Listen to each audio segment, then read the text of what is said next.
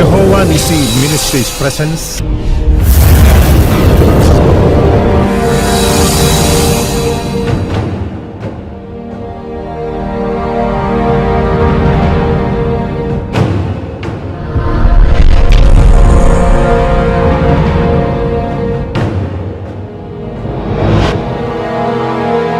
ఏమన్నాడంటే కొత్త ద్రాక్షారసపు తిత్తుల్లో పాతది పోయకండి.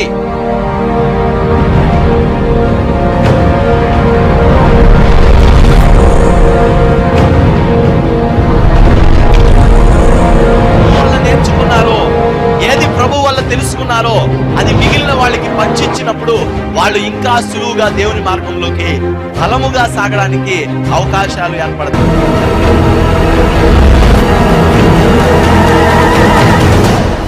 ఈ మూర్ఖుడు సువార్త చెప్తాడా? నా ప్రభు అంటాడు, ఆ బెన్యామీను గోత్రం వాడినే ముక్కు పట్టుకు లాక్కొస్తాను, వాడితోనే చెప్పిస్తాను ఈ సువార్త. హల్లెలూయా.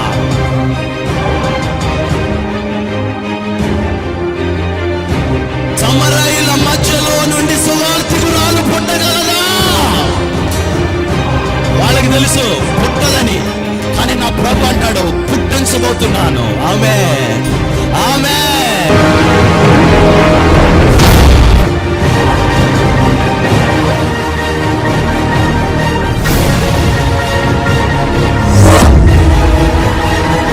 యెహోవా నిస్సి జయధ్వజం, యేసు రక్తమే మా విజయం.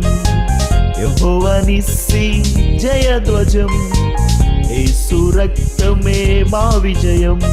జయం జయం యేసు రక్తం జయం, జయం జయం యేసు రక్తం జయం, జయం జయం యేసు రక్తం జయం. వదిలించుకోకపోతే నేను పెయింట్ ఎప్పటికీ వేయను. మన చేతులు కొన్న తుప్పు ఏమవ్వాలి? వదలాలి. అంటే మీరేం చేయాలి? ఇంకా మౌనంగా ఉంటారే? కొట్టండి. దేవునికి స్తోత్రం. మీ చేతుల్లో ఉన్న తుప్పు అంతా వదిలిపోవును గాక. హల్లెలూయా. ఇప్పుడు ఈ తుప్పు వదలాలి. వదిలింది అనుకోండి, అప్పుడు కొడతాం. లేకపోతే ఏం చేస్తాం? ఇందులో కూడా నాకు ఇంకా ఉన్నారు కొట్టట్లా, ఇలా ఇలా ఇలా ఇలా ఇలా ఇలా ఇలా అన్నారు తెలివితేటలుగా, చేతులు మండకుండా. హల్లెలూయా, హల్లెలూయా. దేవునికి మహిమ కలుగును గాక. ఈ మధ్యలో కూడా ఇలా ఇలా నాకు తెలియదు అనుకున్నారేంటి? నాకు 18 ఉంటాయి కాళ్ళు, అన్ని అలా తిరుగుతూ ఉంటాయి. 7 ఆత్మలు 7 కన్నులై ఇక్కడ సంచరిస్తూ ఉంటాయి. దేవునికి మహిమ కలుగును గాక. అది కొట్టాడు చప్పట్లో. ఎప్పుడు కొడతాడు చప్పట్లో? అభిషేకం నీ చేతుల్ని తాకాలి. ఆమేన్. అభిషేకం నీ చేతుల్ని తాకితే ఏమవుతుంది? నువ్వు చప్పట్లు కొడతావు. మనుషులు కాదు, దేవాతి దేవుడికి, దేవాతి దేవుడికి చప్పట్లు కొట్టి ఆయన సన్నిధిలో ఆయన్ని గౌరవిస్తావు, ఘనపరుస్తావు, మహిమపరుస్తావు. మనకి ఎందుకు వచ్చిన గొడవలేండి? అనుకోదు. చేతి చెయ్యండి, అదే కొడతావా కొట్టవా? కొట్టే కొట్టే గట్టిగా అంటూ ఉంటది. ఎవరు? అభిషేకం. మీ చేతులు అంటే మండిపోతాయి. ఓ రాత్రి అంతా కొడింగారు, ప్రార్థన ప్రార్థన, ఓ చప్పట్లు కొట్టించారు, చేతులన్నీ మండిపోతాయి. మళ్ళీ కొట్టమన్నాడు ఈయన అంటూ ఉంటది. ఆత్మ అంటది లోపల నుంచి, కొడతావా కొట్టవా? కొడతాను తండ్రి. కొడతావా కొట్టవా? కొడతాను ప్రభువా. దేవునికి స్తోత్రం. లేదు, వాళ్ళ చెవులోకి దేవుని అభిషేకం ఇంకా రాలేదు. కాబట్టి వాళ్ళ చెవులు ఎన్నిసార్లు చెప్తున్నా అవే పనులు, అవే పద్ధతులు అవి చేస్తూ ఉన్నాయి. ఈరోజు నీ చెవుల్లోకి దేవుని అభిషేకం వెళ్ళాలి. దేవుని అభిషేకం ఎప్పుడైతే నీ చెవులోకి వెళ్ళిందో ఆ క్షణం నుంచి నీలో దేవుని మాటలు ప్రతిధ్వనిస్తా ఉంటాయి. నీ దగ్గరికి వచ్చి ఎవరో మాట్లాడుతున్నట్టు అనిపిస్తూ ఉంటుంది. నువ్వు కళ్ళు మూసుకున్నావు అనుకో, ఒక మెల్లని స్వరం ఎప్పుడు నీకు సమీపంగా ఉండి మాట్లాడుతూ ఉంటుంది. చక్కగా వివరంగా మాట్లాడుతూ ఉంటుంది. నువ్వు అలా ఉండకూడదు. నువ్వు అలా జీవించకూడదు, నువ్వు అలా ప్రవర్తించకూడదు. నువ్వు నాకు మహిమ తెచ్చే బిడ్డగా ఉండాలి, కానీ నువ్వు నాకు వ్యతిరేకం తెచ్చే బిడ్డగా ఉంటావా? నువ్వు నాకు వ్యతిరేకంగా జీవిస్తావా? నేను ఇష్టం లేనట్టు బ్రతుకుతావా అని నీ చెవులో ఎప్పుడు ఆ స్వరము నీతో మాట్లాడుతానే ఉంటది. నీలో ఎప్పుడు ఆ మాటలు ప్రతిధ్వనిస్తూనే ఉంటాయి. పోస్తున్నాడంట, మన మీద పోస్తున్నాడు. ఎవడైనా ఉంటే రండి ఎదరికి, నేను పోస్తాను తైలు. వాడిని చూడండి మీరు, ఇటు నుంచో. ఇప్పుడు తైలం ఇప్పుడు ఏమైంది? పోయబడిందా పోయబడదా? పోయబడిందా? ఎంత పోయబడింది? ఇది ఎక్కడ దాకా ఉంది చూడండి. 133వ కీర్తన.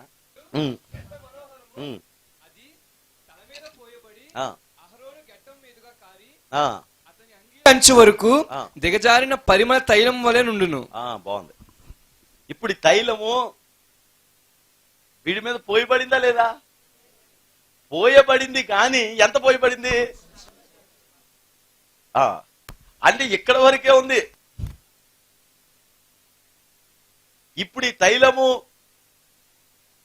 చాలా మంది ఏమనుకుంటారంటే, మాకు వచ్చేస్తుంది అభిషేకం, మాకు వచ్చేస్తుంది అభిషేకం, మీకు మాకు ఒకటే, మాది మాది మీది మీది మాది. ఈ ఈ ఈ గొడవలో ఉన్నాం మనం. మేము మాట్లాడలేము భాషలో, తెలుగు, తమిళం, ఉర్దూ, మలయాళం, రకరకాల భాషల్లో తెగ వాయించి వాయించి వాయించి మాట్లాడతాం. ఇలా కొద్దిగా పోయబడింది కదా. ఇప్పుడు దేవుని వాక్యం ఏమంటుందంటే, అహరోను తల మీద పోయబడి, చూడండి జాగ్రత్తగా, జాగ్రత్త చూడండి, అలా చూడండి. ఇప్పుడు తల మీద పోతున్నాను నేను అభిషేకం. ఇప్పుడు ఏమవుతుంది? సరిపోదు అభిషేకం, ఇక్కడ పైన ఉన్నది. ఇప్పుడు ఇలాగే పోయి పడుతుంది అనుకోండి, కంటిన్యూస్. ఇప్పుడు ఇలాగే పోయి పడుతుంది అనుకోండి, ఈ పోయబడే ఇక్కడ అలా పెరిగే కొలది ఏమవుతుందండి? మీరేమన్నా కొంచెం పెద్ద ఇస్తే మొత్తం చూపించింది కదంతా. ఇప్పుడు పోయబడిన ఇక్కడ తైలము ఎక్కడ దాకా వెళ్ళి పడింది చూడండి. కాళ్ళ మీద ఉందా నీళ్లు? ఉన్నాయా? నడుము మీద, పొట్ట మీద, భుజాల మీద, గడ్డ మీద. ఇప్పుడు అభిషేకం అనేది కేవలం కొద్దిగా ఉండి మనం పొందుకుంటే సరిపోదు. ఈ అభిషేకం ఏమవ్వాలంట? అలా చెప్పండి, ఏమనాలి? అలా పోయబడతానే ఉందనుకోండి, ఏమవుతా ఉంటది? శిరస్సు మీద నుండి అరిపాదం వరకు అభిషేకం వచ్చేస్తుంది. ఇప్పుడు ఈ పడిన అభిషేకం ఎక్కడో ఒక దాని మీద పడుతుంది, కానీ ఎలా పడాలంటున్నాడు భక్తుడు? అహరోను తల మీద పోయబడుతున్న తైలం అహరోను గడ్డం మీదకి వచ్చేసిందంట. గడ్డం అంటే ఇది చూడండి నా వైపు, ఏమంట? ఇది గడ్డం. అంటే ఈ గడ్డం పైన ఏవే ఉన్నాయి? చెవులు ఉన్నాయి, కళ్ళున్నాయి, ముక్కుంది, నోరుంది. ఇప్పుడు వీటన్నిటినీ కవర్ చేస్తూ దిగుతుంది అభిషేకం. హల్లెలూయా, హల్లెలూయా, హల్లెలూయా, హల్లెలూయా. ఏదో ఒక వస్తువుకు నీకు వస్తే ఆనందం కలగదు, ఏదో వస్తువు మీద ఉంటే ఆనందం కలగదు. ఈ అభిషేకం నీ మీద సంతోషాన్ని కలుగ చేయాలంటే, ఈ సంతోషం నీకు ఆనంద తైలంగా మారాలంటే, ఈ సంతోషం నీ బ్రతుకులోకి సంపూర్ణమైన సంతోషం ఇవ్వాలంటే నాన్ స్టాప్ గా అది అలా పోయబడతానే ఉండాలి. దేవునికి మహిమ కలుగును గాక. అప్పుడు తల మీద పోయబడిన ఆ తైలం కళ్ళను తాకుతూ, ముక్కును తాకుతూ, చెవులను తాకుతూ, నోటిని తాకుతూ గడ్డముల మించి కిందకి దిగజారుతా ఉంటది. హల్లెలూయా, హల్లెలూయా, హల్లెలూయా. అయినా పోయబడతా ఉంది. ఏమవుతుంది? మెల్లగా వచ్చి గుండెల్లో తాగుతా ఉంటది. దేవునికి స్తోత్ర, హల్లెలూయా. అయినా పోయబడతా ఉంది, మెల్లగా వచ్చి నడాన్ని తాగుతుంది. అయినా పోయబడతా ఉంది, మోకాళ్ళను తాగుతుంది, అయినా వచ్చి పోయబడతా ఉంది. నీ అరికాళ్ళను తాగుతుంది, అయినా పోయబడతానే ఉంది. ఈ సర్వ శరీరంలో ఉన్న ప్రతి అవయవము కూడా అభిషేకముతో నింపబడుతుంది. దేవునికి మహిమ కలుగును గాక. హల్లెలూయా, హల్లెలూయా, హల్లెలూయా. అందుకే ఎలా పోయబడాలి, ఎలా ఆనందం నీకు కలుగుతుంది? ఈ రోజు పరిశుద్ధాత్మ పొందుకున్న వాడల్లా ఆనందించడు, పరిశుద్ధాత్మతో భాషలు మాట్లాడిన వాడల్లా ఆనందించడు, పరిశుద్ధాత్మలో లేకపోతే ఏదో ఒక దర్శనం చూసిన వాడు ఆనందించడు. పరిశుద్ధాత్మతో ఎప్పుడు సన్నిహిత సంబంధాన్ని కలిగి ఉన్నవాడు మాత్రమే ఈ ఆనంద తైలము అనే దాన్ని అనుభవిస్తాడు. హల్లెలూయా, హల్లెలూయా, హల్లెలూయా. ఇప్పుడు మీకు అభిషేక ఆనంద తైలం కావాలా వద్దా? అయితే దేవుని వాక్యం అంటుంది, నీవు నీతిని ప్రేమించితివనియు దుర్నీతిని ద్వేషించితివనియు నేను తెలుసుకొని, నిన్ను ఎరిగి, నిన్ను చూసి, నీకు నేను నీ సహోదరుల కంటే హెచ్చైన స్థాయిని కలుగచేసి నిన్ను నేను ఆనంద తైలముతో నింపుతూ ఉన్నాను. ఇలాగ పోయబడాలి, ఇలాగూ పోయబడాలి. ఇదొక రోజా, ఇదొక గంట, ఇదొక నెల, ఇదొక సంవత్సరమా, ఇదొక 5 సంవత్సరాలా? కాదు, నీ బ్రతుకు దినములన్నీయు. ఎన్ని మాసాలు గోపరసము? 6 మాసాలు గోపరసం. అంటే 6 అంటే మానవునికి సంబంధించిన శక్తి కనుక నీ జీవితాంతం నీవు గోపరసముతో, గోపరస అభిషేకముతో, గోపరస తైలంతో నీవెప్పుడు నిన్ను నీవు అభిషేకించుకుంటూ ఉండాలి. అలా పోయబడుతూనే ఉండాలి. హల్లెలూయా, హల్లెలూయా, హల్లెలూయా.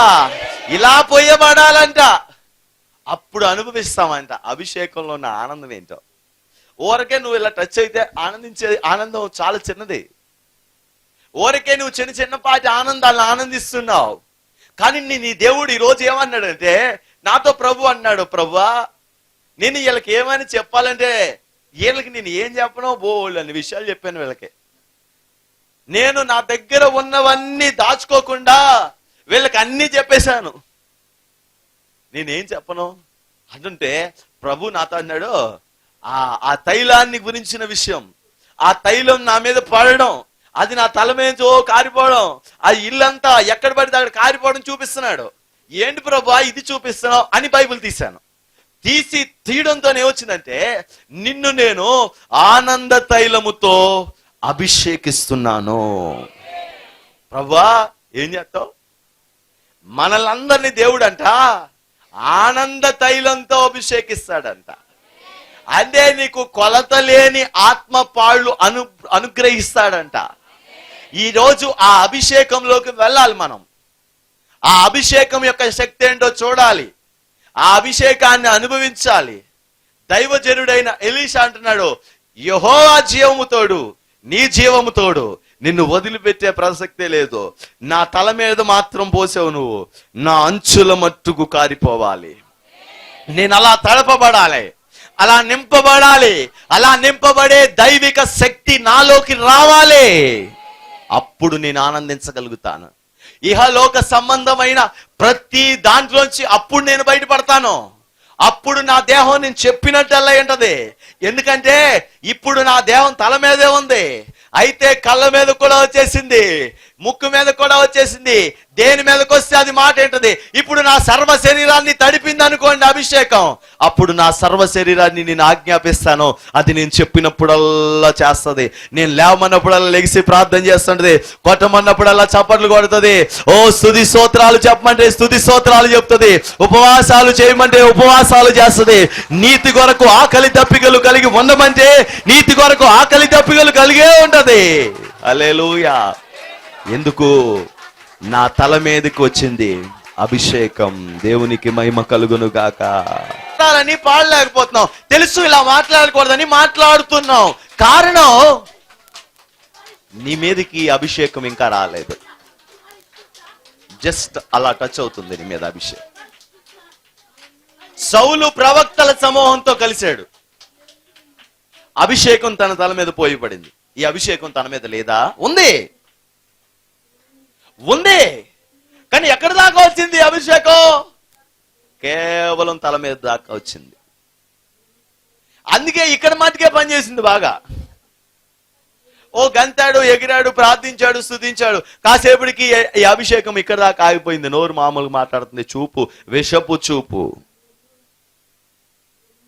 కళ్ళ మీదకి ఇంకా రాలా, సౌలు మీదకి. ఎక్కడికి వచ్చింది అభిషేకం? ఇక్కడికి వచ్చింది. సౌలు మీదకి వచ్చిన అభిషేకం పోయబడినది కాదు. దేవుని వాక్యం చెప్తుంది, అహరోను తల మీద పోయబడిన ఈ పరిమళ తైలం తల మీద పోయబడి అంగీల అంచుల గుండా కిందకి దిగజారిపోతుంది. నీ శరీరంలో ఉన్న సర్వ శరీరాన్ని ఈ అభిషేకం పూర్తిగా తనిఖీ చేసినట్లుగా, పూర్తిగా నీ దేహమంతా తాకినట్లుగా, నీ సర్వ శరీరాన్ని శుద్ధి చేసినట్లుగా ఈ అభిషేక తైలం నీ మీద అలా దిగజారుతా ఉంటుంది. తైలం అనే మాటను వాడాడు దేవుడు. తైలం పట్టుకుని ఓ పట్టణం ఏం చేయదు, వదలదు. తైలం పట్టుకుంది అనుకోండి, ఇప్పుడు నీళ్లు పోసాను నేను, ఈ కాసేపటికి ఆరిపోతాయి. అదే తైలం అయితే ఆరదండి, ఆరదు. పట్టుకుని నువ్వు తల స్నానం చేసేదాకా అది నీ తల మీదే ఉంటది. మళ్ళీ పోసాం, నీవు దాని కింద ఉన్నావు. దేని కింద? అభిషేకం పోయబడిన స్థలం దగ్గర, అభిషేకం పోయబడుతున్న స్థలాలలో, అభిషేకం సమృద్ధిగా ఉంటున్న స్థలాల్లో, అభిషేకం ఎప్పుడు కృమ్మరించబడుతున్న స్థలాల్లో, ఆ దైవ సంబంధమైన స్థలాలలో నీవు దేవుని స్తుతిస్తా ఉన్నావు. అందుకే నీ మీద పోయబడే తైలం అలాగ ప్రవాహం లాగా వస్తా ఉంది. ఎప్పుడు నీ తలను తడుపుతానే ఉంది, ఎప్పుడు నీ కాళ్ళను తడుపుతానే ఉంది, ఎప్పుడు నీ శరీరం అంతటిని తడుపుతానే ఉంది దేవుని అభిషేకం. హల్లెలూయా, హల్లెలూయా. మరి నువ్వు అభిషేకం పక్కకి వెళ్తే అది నీ తల మీద ఎలా పోయబడుతుంది? ఇక్కడ మీకు ఒక రహస్యం చెప్తాను. ఏంటంటే, అది కారుతా ఉంది, దాని దగ్గరికి నేను వెళ్ళాను, అది నా దగ్గరికి రాలా. అభిషేకం అలా కారిపోతుంటే గవ్వ చూసి సీలింగ్ దగ్గరికి వెళ్ళిపోయి ఇలా పెట్టేశాను, ఇంకా ఆగట్లేదని చెప్పి తల పెట్టేశాను. తల మీద కారిపోతుంది, మళ్ళీ అక్కడ కారిపోతుంది, మళ్ళీ గవ్వ వెళ్ళిపోయి ఇక్కడ పెట్టాను తల. ఇప్పుడు ఇది ఫ్లోలా వస్తుంది కాబట్టి, ఒక దారలాగా వస్తుంది కాబట్టి, ఈ దార కింద నువ్వు తల పెట్టావు అనుకోండి, నీ తలంతా కూడా ఏమైపోద్దండి? అభిషేకంతో నిండిపోద్ది. తర్వాత అలా కారుతుందా? ఇలా కారాలి, ఇలా అయిపోవాలి మనం ఆత్మలో. అప్పుడు సంపూర్ణులు, పరిశుద్ధులు, సంపూర్ణులు అవ్వాలి. పరిశుద్ధులు ఏమవ్వాలి అంటే, పరిశుద్ధత కంటే గొప్పది ఉందా? పరిశుద్ధతల కంటే గొప్పది మరొకటి ఉంది. పరిశుద్ధతలో సంపూర్ణత. పరిశుద్ధత ఉంది, కొద్దిగా ఉంది, కానీ సంపూర్ణంగా లేదు. పరిశుద్ధులు పరిపూర్ణంగా మారాలి. దేవునికి స్తోత్రం. సంపూర్ణులుగా మారాలి. హల్లెలూయా. అలాంటి సంపూర్ణతలోకి నువ్వు వెళ్ళాలంటే తల మీద నుంచి ఎక్కడ దాకా చేయాలి? అంగీలంచు దాకా, అంటే పాదాల దాకా అలాగా దారలా కారుతా ఉండాలి. అప్పుడు అనుభవిస్తావు. అప్పుడు ఆ ప్రభావం ఏంటో నీకు తెలుస్తుంది. అప్పుడు ఆ దైవ సన్నిధి ఏంటో నీకు తెలుస్తుంది. అప్పుడు ఆ దైవ శక్తి అంటే ఏంటో తెలుస్తుంది. ఇప్పుడు అపోస్తులు ఉన్నారు, వాళ్ళు యేసు ప్రభు దగ్గరికి వచ్చాడంట, ప్రభా యేసు నామంలో రోగాలు తగ్గిపోవాలని తగ్గిపోతున్నాయంట. యేసు నామంలో దెయ్యాలు వెళ్ళిపోమంటే వెళ్ళిపోతున్నాయంట. ఏమంటే జరిగిపోతున్నాయంట యేసు నామంలో. యేసు నామానికి శక్తి ఉంది కదా. అప్పుడు యేసు ప్రభు అన్నాడంట, ఎంత చిన్న చిన్న విషయాలు ఇవన్నీ, మీకు ఇంకా గొప్ప అభిషేకాన్ని ఇస్తాను. ఆమేన్. దానికి ఎందుకు రెండారా? దేని కింద రావాలి? పోయబడుతున్న స్థలం దగ్గరికి రావాలి మీరు. దాని కిందకి రండి. ఇది జస్ట్ నేను పొద్దున పోతున్నాను, సాయంత్రానికి అందరికి పంచిచ్చేస్తున్నాను. మీరు ఒకరోజు మీ మీద కొత్తది అభిషేకం. అదేమవుతుందంటే, నీ తల మీద అలాగా పోయబడతానే ఉంటుంది. దేవునికి స్తోత్రం. ఏమవుతా ఉంటుందట? పోయి పడతానే ఉంటుందంట. ఆగిపోని ఓట. ఇదిగో నువ్విచ్చే నీళ్లు తాగితే దప్పికొంటాడు, నేనిచ్చే తాగితే దప్పికొండవు అన్నారు ప్రభు. నా యందు విశ్వాసం ఉంచిన వారిలో జీవజలపు ఓటలు ఉబుకుతా ఉంటాయంట. అంటే ఓటలు ఏమవుతాయంటే ఎప్పుడు దాంట్లోంచి వస్తానే ఉంటాయి. నువ్వు తోడుకోవాలి, తీసుకోవాలి తప్ప ఓటల్లోంచి నీకు ఎప్పుడు అనుగ్రహించబడతానే ఉంటాయి.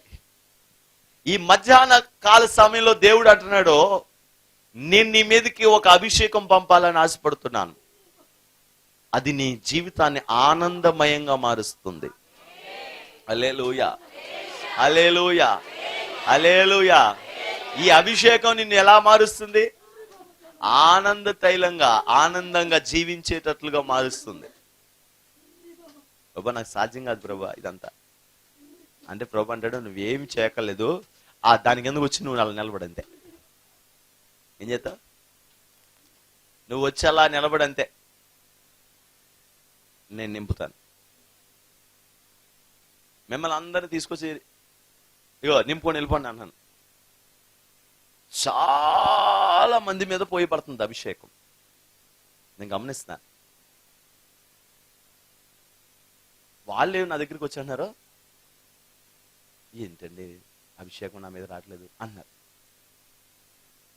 ఇదేంటి ప్రభువా, నేను రాత్రి చూశాను కదా, వీళ్ళ మీదకి అభిషేకం వచ్చింది కదా, వీళ్ళేమో రాలేదంటారు ఏంటి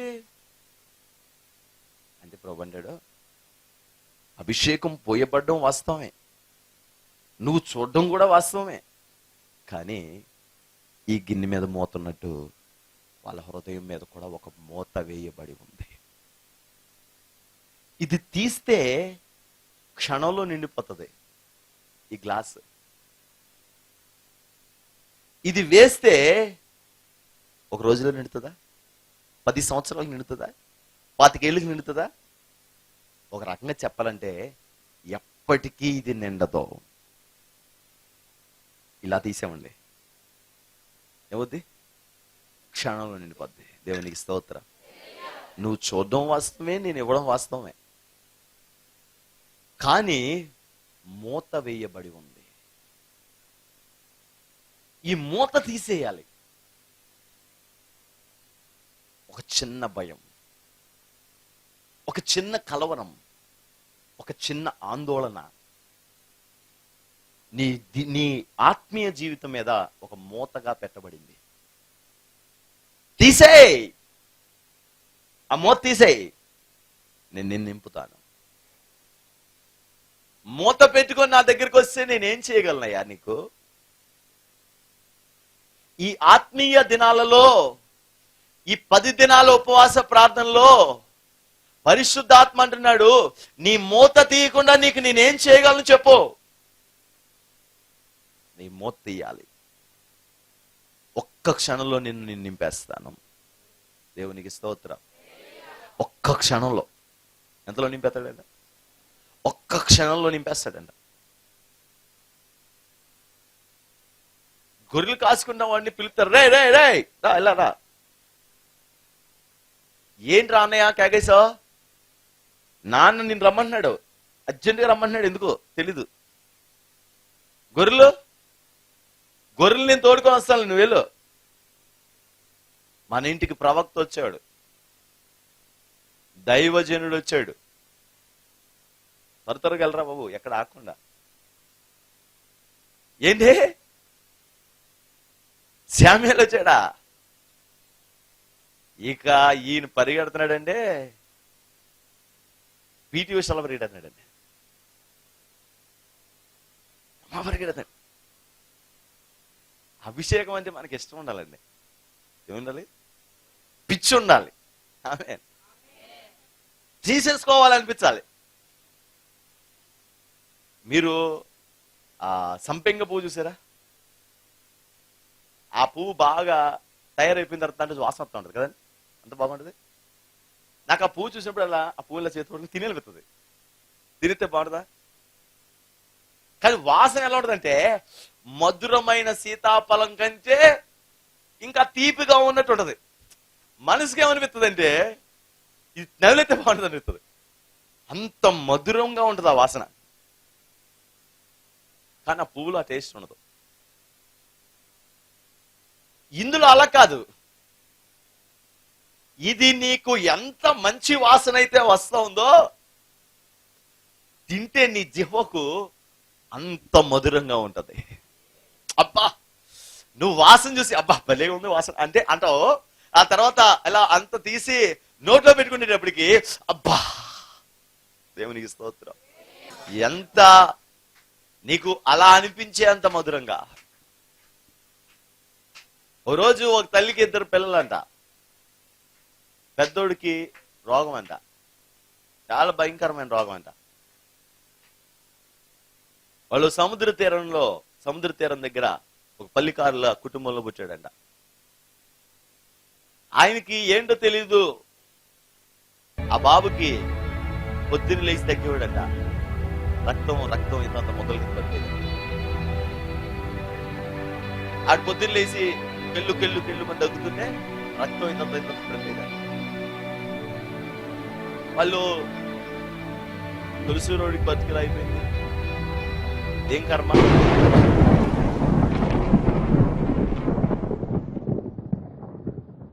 కలు వచ్చే అనుభవాలు నీకు కలగాలి. తండ్రి దేవా సహాయం చేయమని, తండ్రి దేవా కృప చూపించండి. మీ ఆత్మకార్యాలు జరిగించి మనం పొందమని యేసు నామం పేరట ప్రార్థిస్తున్నాను తండ్రి. ఆమేన్.